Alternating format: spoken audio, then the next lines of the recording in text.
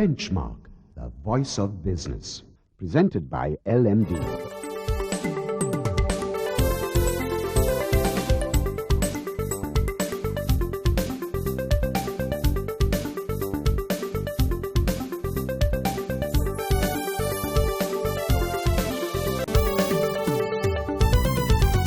On this edition of Benchmark, Women in Business and the Travel Sector is the topic under discussion today as we welcome to the program Neerja Bhatia, who is the Vice President Indian Subcontinent of Etihad Airways.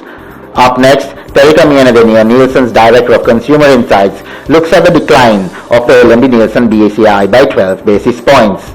And winding up the show, LMD's columnist Shiran Fernando offers his perspective on Sri Lanka's macro outlook. That's the lineup on Benchmark. Hello and welcome to Benchmark. I'm Savitri Rodrigo. In the hot seat today is Neerja Bhatia, who is the Vice President of the Indian Subcontinent for Etihad Airways. In our program today, we're going to be discussing women's representation in industry, also the opportunities there are for women in the travel and aviation industry, as well as the trends that are trending on the global travel stage.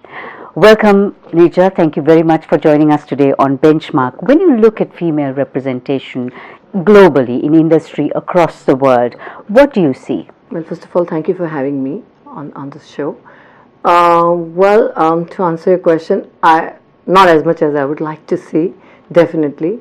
We could definitely do with much more, I would say, female representation in all the sectors, in all the industries across the globe. So what kind of industries do you feel that women can shine in? Where are their opportunities? I think it varies. If I look at what used to be earlier, I mean, I think we've come a long way. But you being a woman, you and I'm sure you'll relate with me, it's still a man's world up there. And earlier, I think women were, if you look at, the teaching industry, when it comes to education, which was very dominated by the women earlier, and some of the other, I would say, creative fields such as art, craft, and of course, all other creative designing and stuff like that. Those were the main roles where women were dominating the industry. But if you look at today's world, I mean, women are pilots, women are engineers, women are highly qualified, successful doctors, they've even gone to the space. So there is definitely a tremendous improvement, and also in aviation sector there's been a lot of improvement, but again, there is still so much more that we could do. There are very few women on the top at the CEO level and at the board level. I think this is a place where I would like to quote my own airline, and Etihad has progressed very well. And today, since I'm the vice president looking after the Indian subcontinent, I look after the commercial, and not only I'm the only woman in the region. Our marketing is handled by a woman. Cargo is led by a woman. Even the airport operations is led by a woman. So I think it also depends on the organizations, how much opportunity do they give to women, and this is where I think I'm very grateful to Etihad for recognizing the talent and the skills and really giving this opportunity to the women.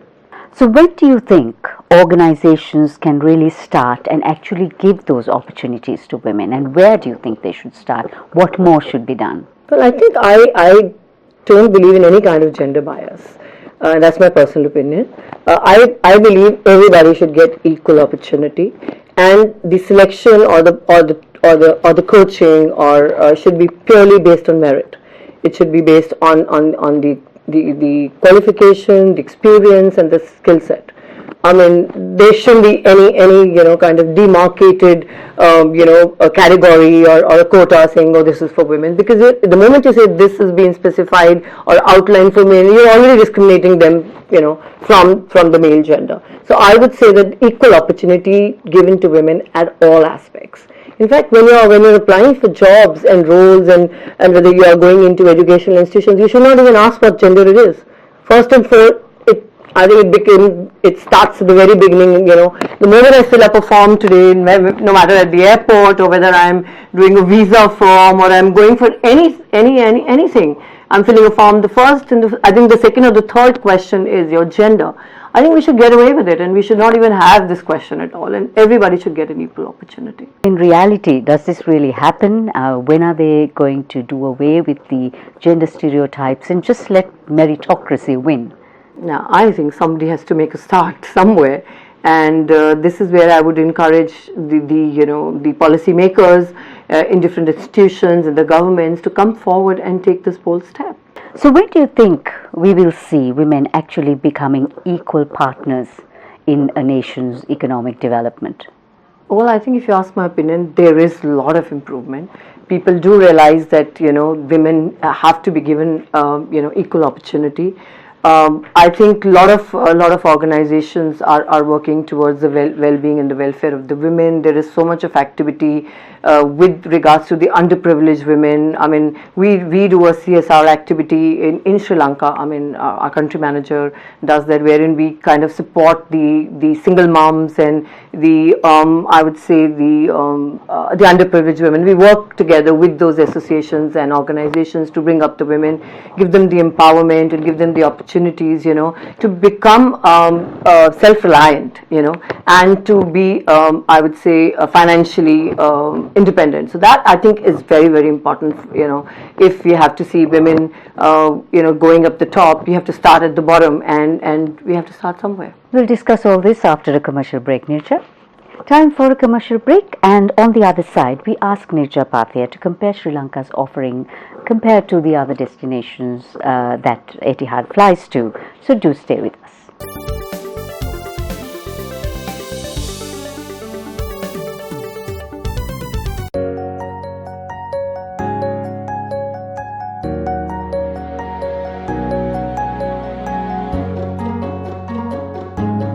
We are a Sri Lankan bank. This is our home.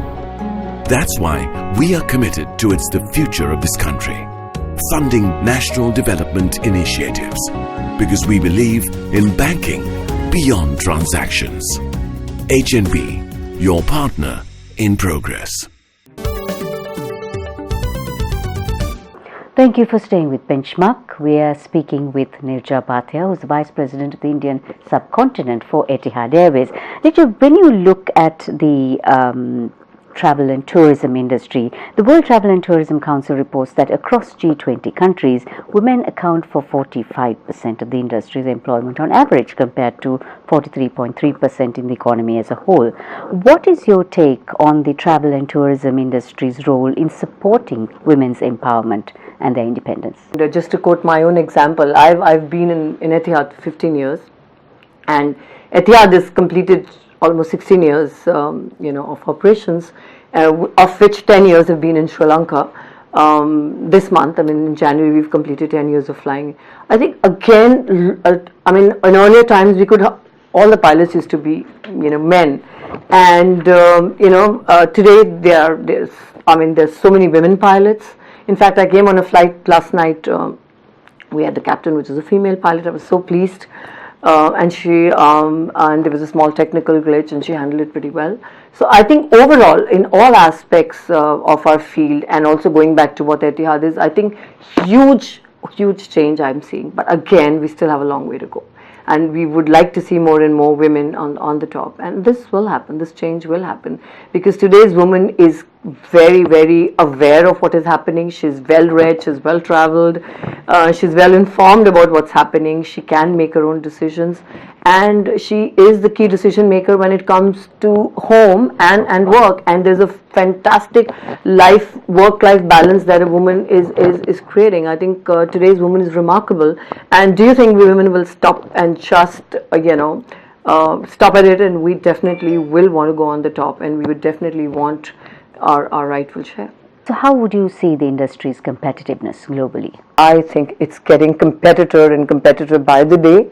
As our the customer, and we call them guests, as they're getting more and more, I would say, techno-savvy, and they are well-read, well-traveled, well-informed through the media and internet, etc. I think today's customer really wants so much more. It's not just about, which airline can take them from A point to point B. It's how do they really take them from this point to the other point. I think this is where we stand as a, we have everybody, and like Etihad has a unique proposition wherein we are giving opportunity to our guests to create their own journey experience. So we believe that we are the choices we make. And this is where we give our customers and our guests an ultimate choice to create their own journey and their own experience. How is the industry catering to the new trends that are coming up? For instance, Hotels.com identified intrepid improvers seeking self-empowerment as a new category of millennial traveler. So, looking at all these trends, how does the industry actually cater to these new trends? It's absolutely intriguing, the way today's customer is. I mean, I'll give you a small example. I mean, in our first class, we in our 380s, we have a 3-room suite. It's the first of its kind in commercial aviation, where you can enjoy. You have your own living room, you have your own bedroom, and you have your own shower room and a private, butler. So this is a unique proposition that Etihad has to offer in first class. Now, when you go into business class, we have an F&B manager who can actually tell you which wine would go with which kind of food. And in first class, we have a chef who can actually cook eggs to your taste. So these are small USPs that we believe will stand out, and we can offer multiple choices to our customer. We have a flying nanny on board. So, for example, if you're a family with kids and you want to read a book or you want to watch a movie, so here there is a flying nanny who can look after your kids while you just enjoy your me time, on the flight. So these are again these offerings that today differentiates one airline from the other. In economy also, we value our economy guests. So what we do is we have our complimentary meals, but over and above the complimentary meals, you want to watch a late night movie, hey, you can actually buy a packet of popcorns, or you can buy a Magnum ice cream or a Starbucks coffee. You can even buy a glass of champagne to celebrate your wife's birthday. So these are the small USPs that we are doing to make sure your experience and your journey becomes amazing, even if it's an economy. Life's not always hunky-dory. What are the major factors that actually hinder the global travel sector's growth? Well, I think like any industry, I think it could be an outbreak, it could be a national calamity, terrorism. These are the things that are, I would say, way beyond anybody's control. And unfortunately, this can happen any time in the year. And only thing is, we need to continue to remain focused on our objectives and, of course, on our vision and mission. What are the weaknesses that you've seen and also the lessons learned along the way? I think I like to put it in a different way. I personally think that these are some of the opportunities that have actually come in the recent times. I think one first and foremost is earlier we used to just have legacy airlines flying in and around the world, but with the I would say the coming of all the private airlines and the low-cost airlines, there's a lot of competition in the market, and it's become from a regulated environment, it's kind of become a kind of a free environment in terms of a lot of multiple choices, multiple flights. If I look at Delhi, Bombay alone, I think there'll be more than 100 flights a day between Delhi and Mumbai itself. So there's a huge, I would say, competition out there, and I think what everybody needs to understand is what are your USPs and what differentiates you from the others, and work around those USPs and give value for money to your customers. The other emerging trend that we saw in these past few years is the growth of the online channel. I think earlier there used to be a typical stereotype way of doing business. The guest or the passenger used to go to a travel agent and used to buy his tickets, or whether it's car or hotel or air. But nowadays, a lot of people are surfing on the net and they're buying tickets online. This is again, how do you put your products, and your value adds and your services, online. And we work very closely with our team in head office to make sure that EY.com, which is our digital platform, online platform, how can we really make that offering competitive with the rest of the, online channels that are available in the market. So that's again something that I think is the space to watch out for, because a lot of people are now actually traveling and booking online. Thank you so much, Neerja. It's been a pleasure chatting with you. Good luck with the rest of your visit in Sri Lanka. Welcome. We've been chatting with Neerja Bhatia, the Vice President for the Indian subcontinent of Etihad Airways. On the other side is Anushan Selvaraja with more.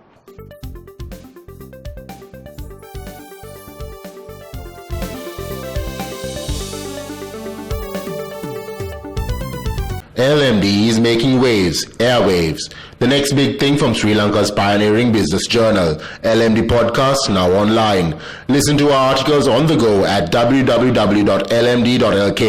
Select, play, listen. It's that simple.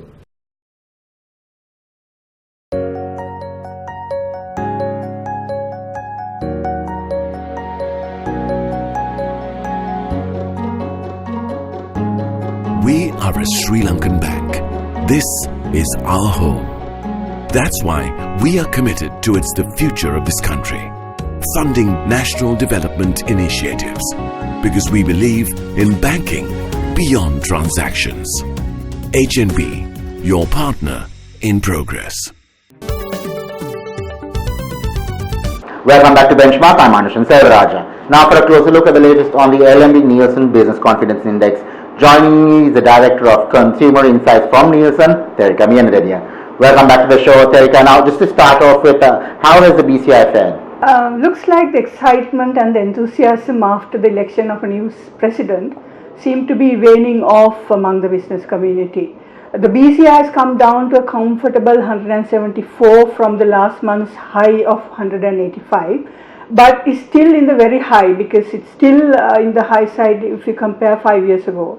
But this has not yet rubbed off to the consumer confidence index because it has continued to go up and is now at 80 from last month 71. How do respondents view the economy both in the long and the short term? So the other indices have also come down a little as the percentage saying that the economy will improve in the coming 12 months have decreased to 74% in December to 62% in the current month.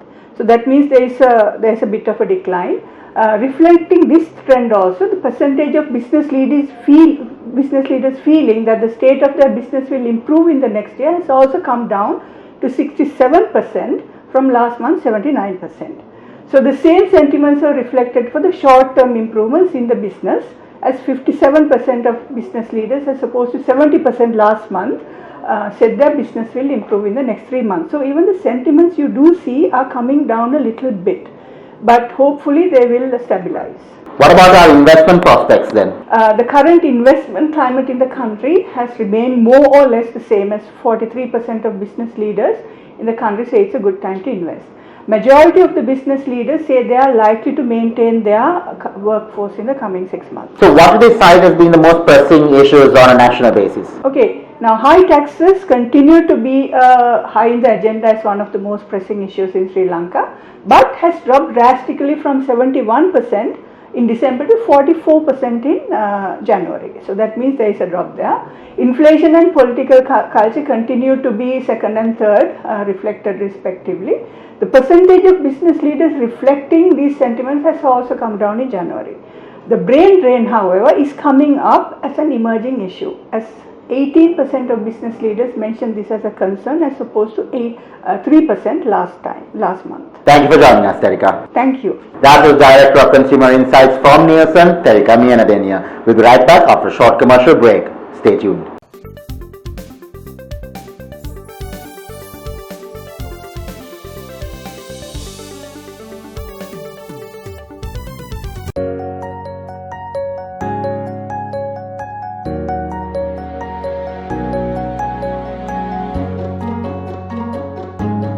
We are a Sri Lankan bank. This is our home. That's why we are committed towards the future of this country, funding national development initiatives, because we believe in banking beyond transactions.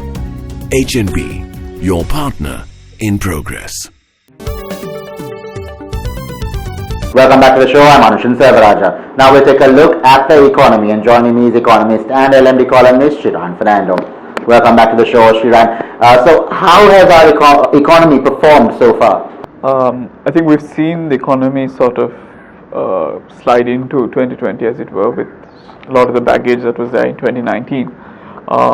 We're seeing the tax cuts and its impact sort of going into it as well, and surprising, the central bank also cut interest rates for the third time, following 2 cuts in January. So it's interesting to see how all this stimulus will really have an impact on the economy and whether we'll see consumption really picking up.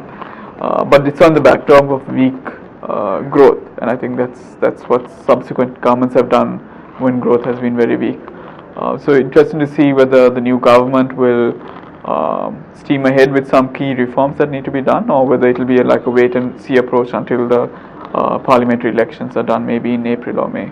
Now, Fitch recently downgraded us, Shiran. Now, it seems to be a bit of a trend, though. What are the sensitivities behind this? So it was more of a change in outlook, which is it went from stable to negative, which sort of indicates that the perception over the next 12 to 24 months is sort of negative.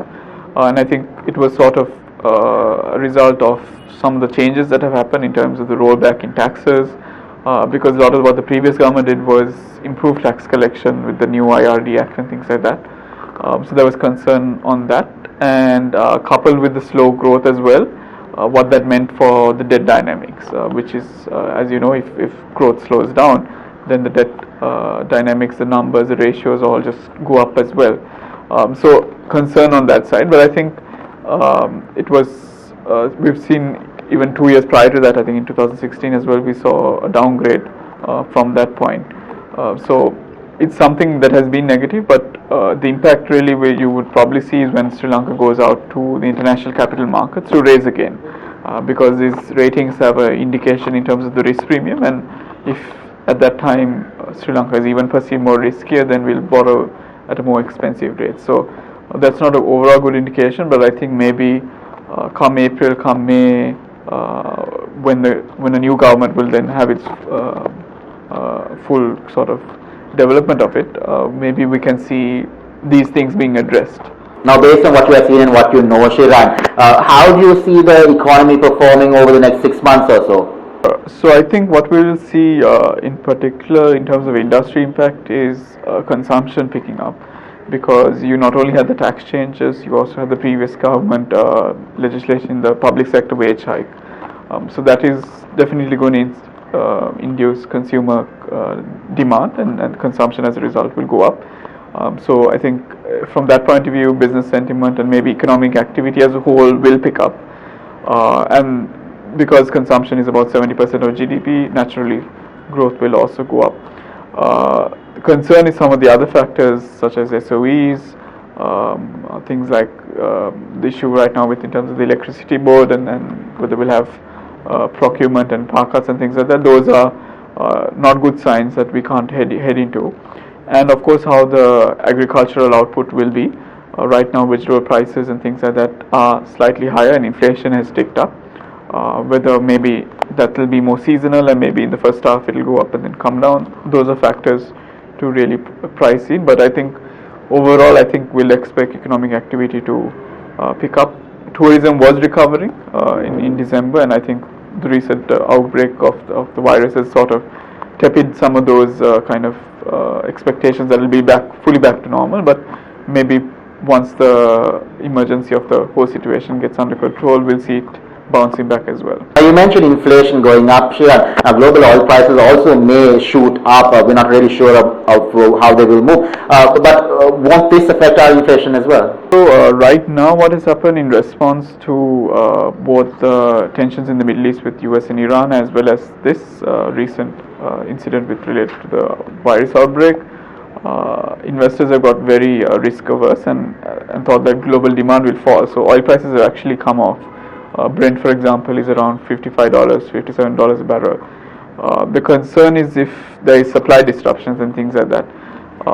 But how it will pass into the consumer is if there is a fuel price formula, or if there is some revision of the fuel tariffs, which if it's revised then has a secondary impact in terms of gas prices, in terms of transportation, bus prices, things like that. So unless that change is done by the government in terms of some of these administrative prices, then we won't really see it.